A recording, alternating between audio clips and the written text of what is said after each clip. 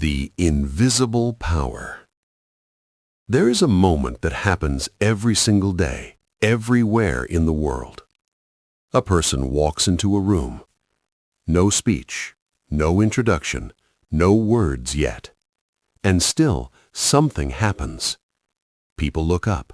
Some feel curious. Some feel comfortable. Some feel uneasy. Some feel drawn in without knowing why. Before a single sentence is spoken, before a single idea is shared, a silent judgment has already formed. Who is this person? Are they confident? Are they trustworthy? Do they belong here? Most people believe communication begins when we start talking, but the truth is far more powerful and far more uncomfortable. Communication begins before sound. It begins with presence, with energy, with the way someone carries themselves through space. You've seen it before. Two people with similar backgrounds, similar education, similar skills, yet one commands attention effortlessly, while the other struggles to be noticed.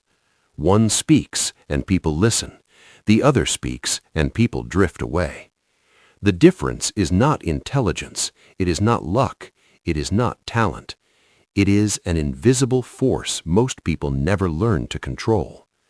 And once you understand this force, once you learn how to use it intentionally, your life begins to shift in subtle but undeniable ways. Your voice carries more weight. Your presence feels stronger. Your words land deeper. This is not about becoming louder. It is about becoming clearer. This is not about dominating conversations. It is about being felt. And it all starts before you ever open your mouth. Before words exist. Imagine this. A waiting room, neutral colors, soft humming lights, a quiet tension in the air. Two people sit across the room from each other. They are both waiting for the same opportunity, same role, same qualifications on paper, same destination. But their bodies are telling very different stories. The first person is leaning back, shoulders collapsed, eyes glued to a phone. One leg shakes slightly, their breathing is shallow, their attention scattered. The second person sits upright, relaxed but grounded. Their shoulders are open, their face calm. They aren't performing confidence, but they aren't hiding either.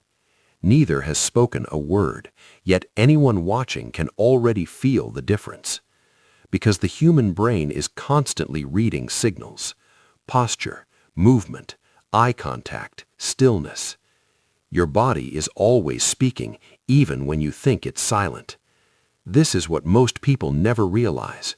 You are communicating even when you are trying not to. The way you enter a room, the way you stand while listening, the way your face reacts before your mind catches up, all of it sends a message, and that message often speaks louder than your words ever will. Think about the last time you met someone new. You didn't wait for a full conversation to decide how you felt about them.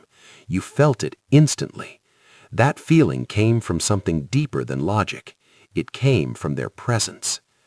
Presence is not about pretending to be confident. It's not about acting dominant or forcing charisma. Presence is alignment. When your body, breath, and attention are in the same place at the same time. People trust what feels grounded. People respond to what feels stable. People are drawn to what feels calm in a chaotic world. This is why someone can speak very little and still leave a strong impression, and why someone else can talk endlessly and still feel invisible. Before words exist, there is energy. Energy is felt first. Words are processed later. A straight posture doesn't just look confident, it signals self-respect. Steady eye contact doesn't just show courage, it creates connection. A relaxed face doesn't mean weakness, it communicates safety. And safety is the foundation of influence. When people feel safe around you, they listen. When they listen, your words have power. But here is the paradox. You don't need to feel confident to look confident. Confidence is not a feeling. It is a decision expressed through the body. You can walk into a room with fear in your chest and still carry yourself with calm intention. You can feel nervous and still breathe slowly. You can feel unsure and still stand tall. And when you do, something fascinating happens. Your body begins to lead your mind. Your breath steadies, your thoughts slow down, your voice finds balance. This is where real communication begins, not in the mouth, but in the body. If you learn to master this silent language, you win half the conversation before it starts, not by forcing attention, not by demanding respect, but by becoming someone whose presence feels clear, composed, and grounded. And once that foundation is set, every word you speak lands with greater impact, because people don't just hear what you say, they feel who you are. The language of memory. There is something strange about the human mind. You can hear 100 facts in a day and forget 99 of them by nightfall. But hear one good story and it can stay with you for years. Stories do something that logic alone cannot. They bypass resistance. They slip past analysis. They speak directly to memory. Think about the last powerful conversation you remember. Chances are it wasn't a list of points. It wasn't advice delivered like instructions. It was a moment, a struggle, a turning point, a realization. Stories are how humans have always passed wisdom forward, long before books, long before screens, long before formal education, around fires, in families, between strangers. Because stories don't tell people what to think, they invite people to feel. Imagine two ways of communicating the same idea. One person says, hard work leads to success. True, but forgettable. Another person says, there was a time I almost quit. Every night I came home exhausted, convinced it wasn't worth it. But I kept going, not because I was strong, but because stopping felt worse than trying one more day. Now something changes. You lean in, you see a picture, you recognize yourself. That is the power of storytelling. A story creates a bridge between speaker and listener. It transforms information into experience. And the most effective communicators understand one simple rule. People don't remember what you explain. They remember what you make them live in their imagination. This doesn't mean every conversation needs a dramatic tale. It means learning to frame ideas through human moments. A challenge faced, a mistake made, a lesson earned. Good stories are not long. They are honest. They contain contrast, before and after. They include tension, something at stake, and they end with meaning, something learned. When you speak this way, people stop hearing words. They start seeing scenes. And when someone sees themselves inside your story, your message becomes personal. That is when communication stops being noise and becomes memory. Listening that heals. Most people think communication is about expressing themselves clearly, but the deepest connections are built on something far quieter: listening. Not the kind of listening where you wait for your turn to speak, not the one where your mind is already forming a response, but listening that is fully present. Imagine someone sharing something difficult with you. They speak slowly. Their voice tightens. They hesitate before certain words. They are not just sharing information, they are revealing a part of themselves. Now imagine two responses. The first comes quickly, a solution, advice, dismissal disguised as reassurance. Don't worry about it. It's not that serious. You'll be fine. The conversation ends, but nothing is resolved. The second response is quieter. You don't interrupt. You don't rush. You acknowledge what you hear. That sounds exhausting. I can see why that hurt. That must have been difficult to carry alone. Suddenly, something shifts. The other person exhales. Their shoulders drop. They feel seen. This is empathy. Empathy is not about fixing. It is about understanding. It is the ability to step into another person's emotional world without trying to control it. When someone feels understood, their defenses lower. When defenses lower, trust appears, and trust is the foundation of meaningful communication. Empathy doesn't require perfect words. It requires attention, being fully there, removing distractions, meeting someone where they are, not where you think they should be. You don't need to agree with someone to be empathetic. You don't need to share their experience. You only need to recognize their reality. This is why the most respected leaders, negotiators, and communicators are not the loudest. They are the most attentive. They notice tone shifts. They hear what isn't said. They respond to emotion, not just content. When people feel emotionally safe with you, they open up naturally. They speak more honestly. They listen more openly. They remember how you made them feel. And that feeling lasts far longer than any clever phrase. Because at the deepest level, communication is not about proving a point. It is about creating connection. And connection begins when someone feels heard. Identity and recognition. In a crowded world, most people feel invisible.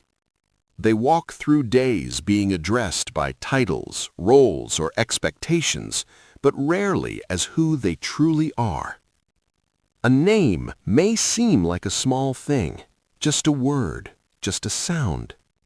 But to the human mind, a name carries identity. It is the first word we learn to recognize, the sound that called us home, the word that made us feel seen long before we understood language. When someone uses your name sincerely, something subtle happens. Your attention sharpens, your posture shifts, you feel acknowledged. Not because of ego, but because recognition is a human need. Picture a simple moment. You step into a busy cafe.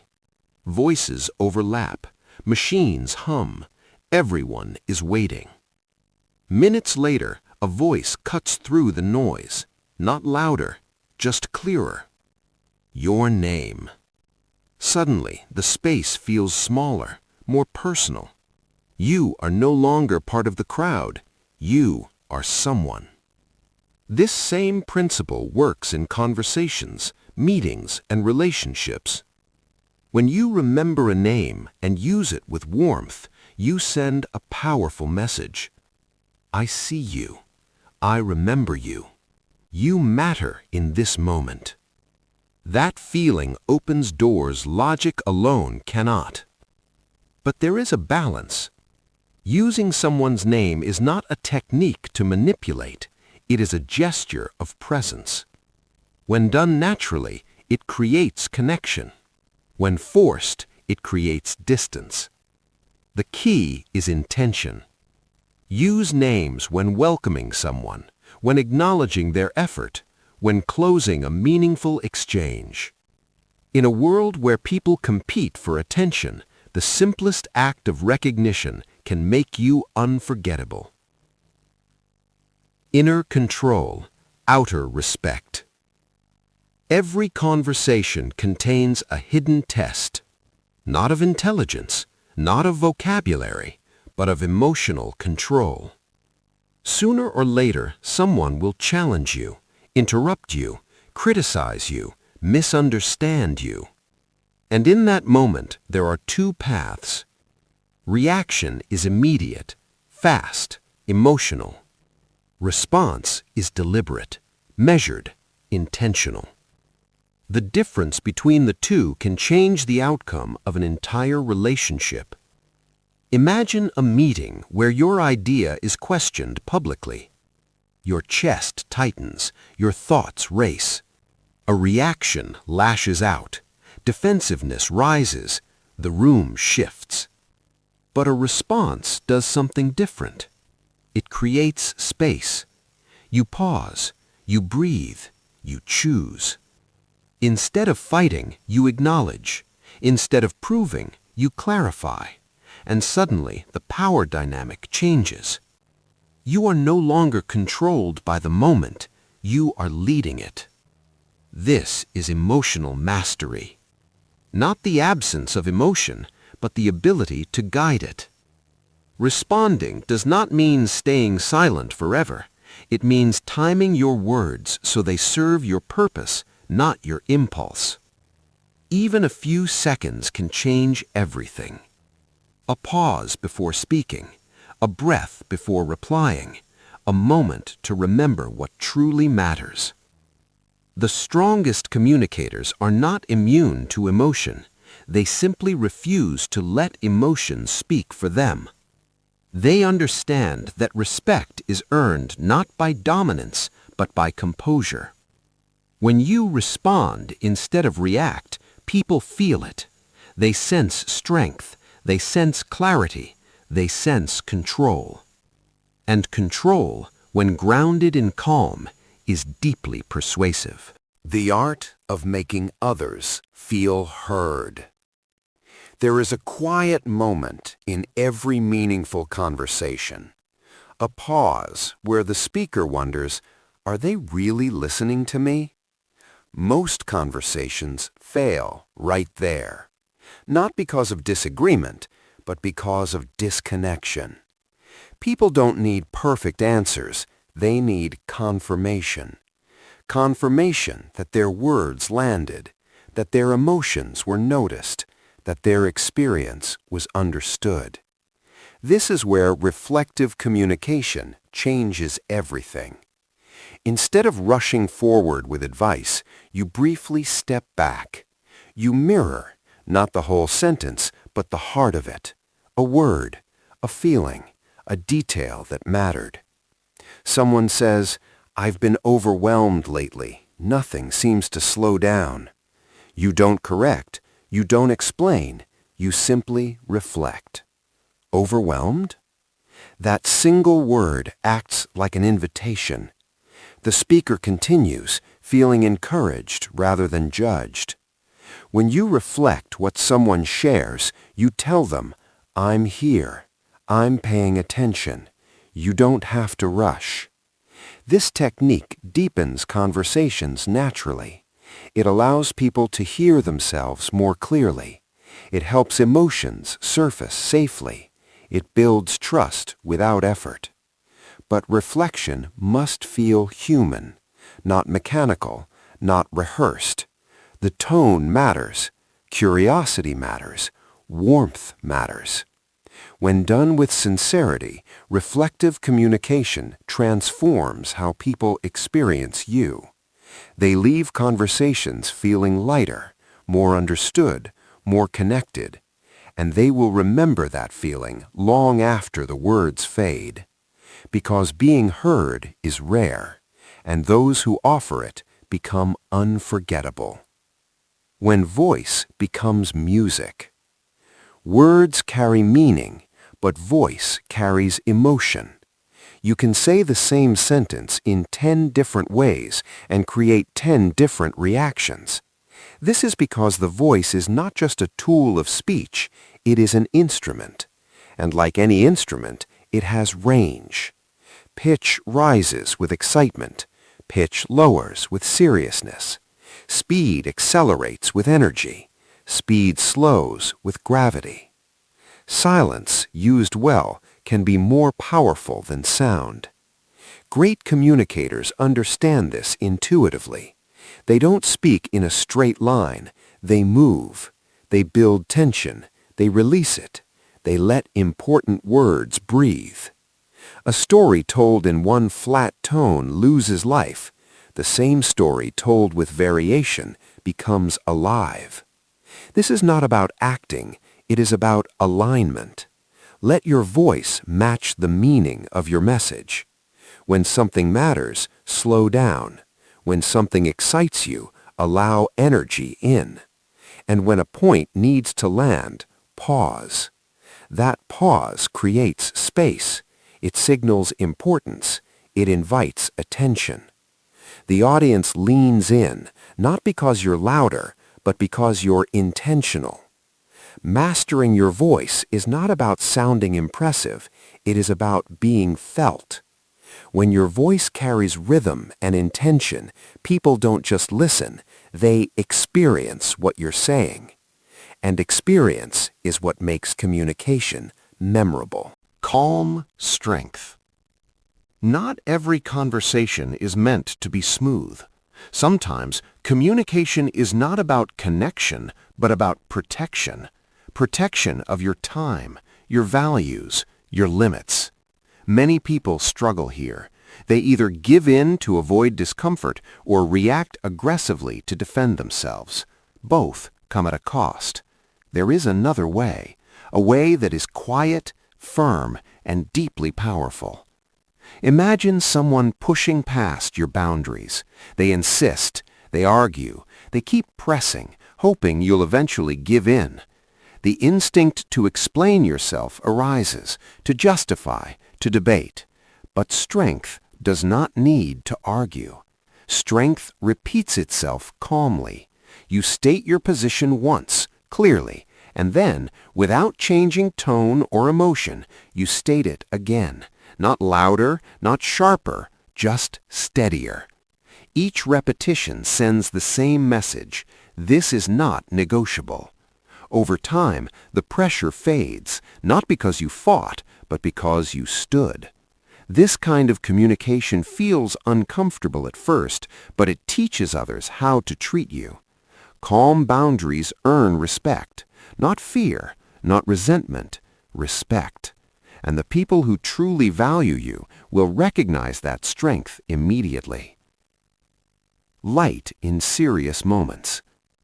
Life is heavy enough. Conversations don't always have to be.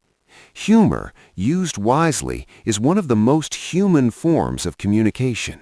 It softens edges. It lowers defenses. It reminds people that behind every role is a real person. This isn't about telling jokes. It's about timing.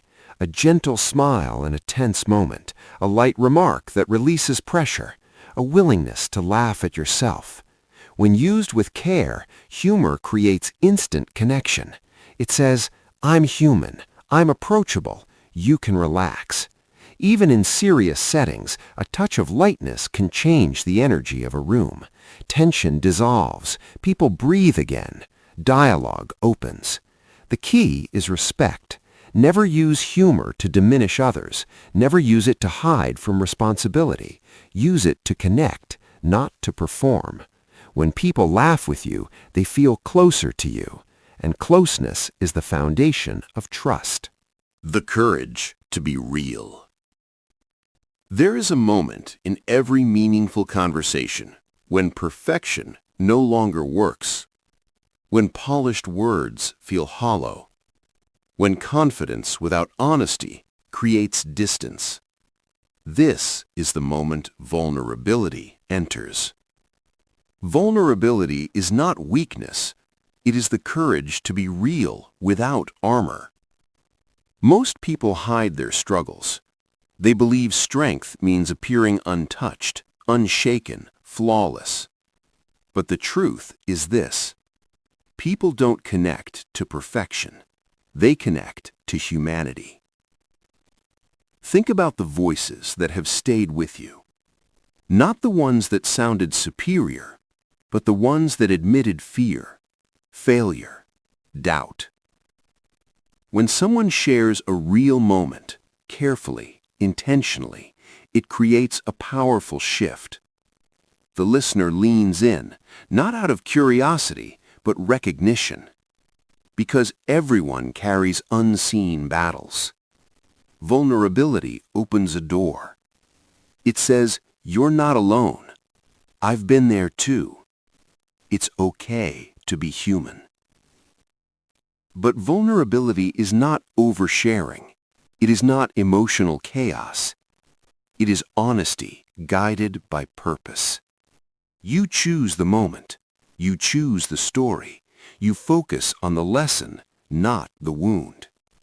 And when vulnerability is paired with growth, it becomes inspiring. Not because you never fell, but because you stood back up. That is the kind of truth people trust. The transformation. By now, something should feel different. Not louder, not dramatic, clearer. You've seen that communication is not a single skill, it is a system. Presence before words, stories that create memory, listening that heals, recognition that affirms identity, emotional control that earns respect, reflection that deepens connection, a voice that carries meaning, boundaries that protect dignity, humor that brings warmth, and honesty that builds trust. When these elements come together, communication transforms. You no longer speak to impress, you speak to connect. You no longer rush to be heard, you create space to be felt. And as this happens, something else changes. People listen more closely. Conversations become easier. Opportunities appear naturally, not because you demanded attention, but because your presence invited it. This is the quiet power of communication done right. It doesn't shout, it resonates. Remember the person who walked into the room at the beginning. Nothing about the room has changed. The walls are the same, the people are the same, the noise is the same. But something else is different. This time, the person doesn't try to perform. They don't rush. They don't seek approval. They arrive grounded. They listen fully. They speak intentionally. They leave an impression not by force, but by clarity. And long after the conversation ends, something remains. A feeling. That feeling is what true communication creates. Not admiration, not obedience. Connection. And connection is the most powerful language of all.